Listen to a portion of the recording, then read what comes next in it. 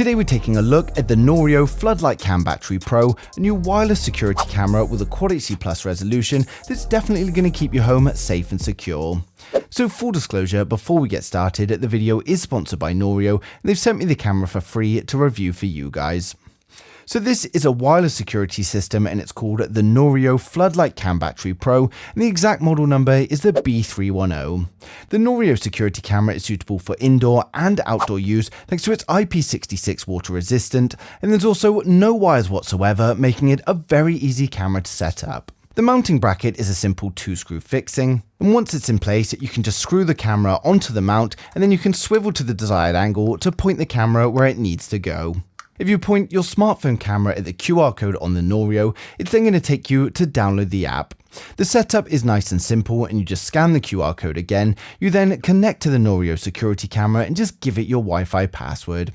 Once set up, the camera is automatically going to start detecting motion and record any movement.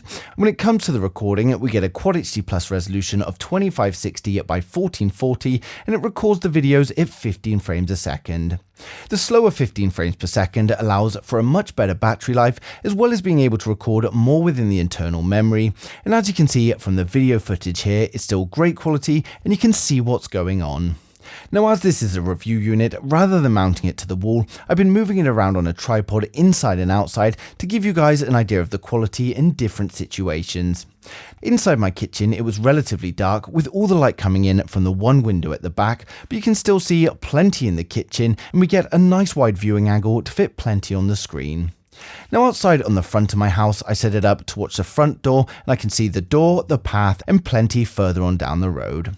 You can set the motion sensitivity depending on your needs, and I had mine at 50% sensitivity and this was picking up every passing car, so that's great if you want it, but personally for me I had to turn that down a little bit more. Next, I set it up in the driveway and you can see I've got a nice view of both my side and the neighbour's side of the drive, and going through the event log, it did start recording every time someone walked in shot, but it wasn't set off by cars just driving past the road. Finally, I set it up in the garden to test the night vision and you can see the results here. Now we've also got a 600 lumen ultra bright light on the front of the camera, and you can choose in the settings whether you want to use the light along with colour for night vision, or if you just want no light and the normal black and white night vision like this. So this is the night vision mode where we've got no light and a black and white image.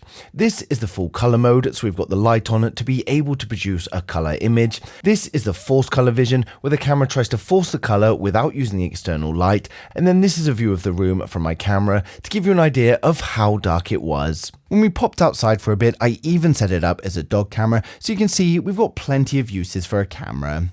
So the camera itself works pretty much straight out of the box, but there are plenty of customizations that we can do within the app. Under security, we've got 4 modes, and these allow you to customize quick settings, and basically under each mode you can select if you want it to record, if you want the push notifications, and if you want the camera's alarm to sound. You can also schedule modes or switch between home and away modes based on geofencing. Now on the home screen, we can easily switch between the different modes. We can look at a live view of the camera, and it also displays the battery percentage and settings. There are plenty of settings to choose from, including motion detection. Now in here I've got motion and person detection enabled, and I found 7 or 13 foot detection worked best for me. For the video settings, we can turn auto HDR on or off, and obviously using HDR is going to consume more battery. For the video mode, you can choose whether you want the night vision to come on or if you want to use full color and the 600 lumen light.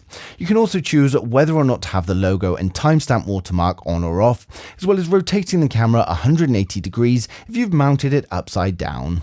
We can turn notifications on or off, customize the power management. Now if we want the camera to save battery or take longer videos, this can all be customized in the settings.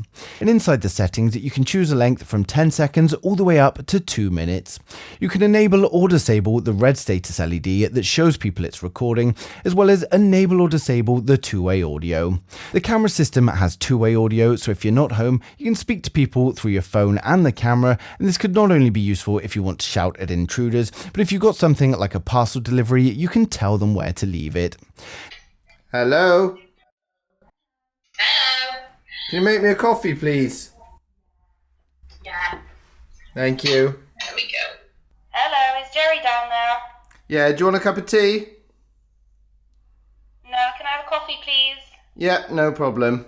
Under storage, it shows us how much storage we've used, and it's also very easy to clear it in here. And what we do have these clear 2K video files, and you can see thanks to the lower frame rate, 108 events on mine has only used 181 megabytes. You can use the app to invite family or friends to have access, and there's also a mounting guide on here that's going to show you the best angle to place the camera, but basically you want it higher up, out of reach, and pointing downwards. Another great thing about the Noorio security camera is that it works with no monthly subscription. It records the video to the camera itself, and you can then download the videos you want to your phone. Now there's also an option for cloud storage, and they do give you a free trial, but if you want to purchase, then it's going to be $30 a year. When looking through the live view of the camera, we can also use pinch zoom on the screen to have a good look around the shot. We can also take screenshots as well as video recordings. We can turn the two-way audio on or off. We've also got full control of the external light, and you can even manually set off the alarm sound. When using the Noorio wireless security app, the section you're going to be using most is the Events tab. Anytime it detects a person or motion, it's going to record it for you and list it in here. You can see it's split into person detected or motion detected, and it lists the event in time order. You can also use the filter option if there's a specific thing you're looking for and you want to find it quickly. Now for each event, you simply select it, and you can then either play back the event, save it as a favorite, or download it to your phone.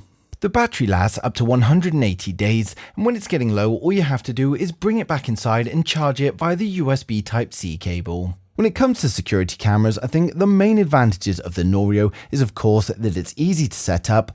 It takes just a few minutes to install from unboxing, and you don't need any technical understanding. You also don't need any additional hardware or hubs, and the camera deals with all of the recording itself. And even if there are problems with the Wi-Fi, the Noorio wireless camera is still going to record as normal. For those after a new security camera, then it's definitely worth taking a look, and of course I've placed the link to the Amazon page down in the description below. Now of course, if there's anything I've missed or you've got any questions at all, then just leave them in the comments and I'll get back to you as soon as I can. But thanks for watching the video. If you liked it, smash a thumbs up. If you didn't, hit the thumbs down twice, and I'll see you guys in the next one.